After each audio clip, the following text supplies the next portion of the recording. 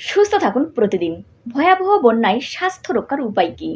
আমি এখানে মোট ৪ টি উপায় নিয়ে কথা বলব, যার প্রত্যেকটাই খুবই সহজ এবং গুরুত্বপূর্ণ। ১. বন্যার সময় পানির উৎস দূষিত হয়ে যায়।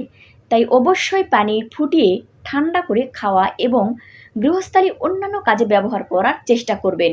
২. বন্যার প্রধান স্বাস্থ্য সমস্যা হচ্ছে ডায়রিয়া। তাই অবশ্যই খাওয়ার আগে আমাদের সাবান দিয়ে ভালো করে হাত পরিষ্কার করতে হবে।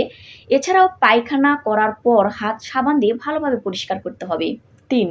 বন্যায় পচা বাসি খাবার খাওয়াতে বাধ্য হয় অনেক মানুষ। এই কারণে ডায়রিয়ার প্রকোপও ছড়িয়ে পড়ে।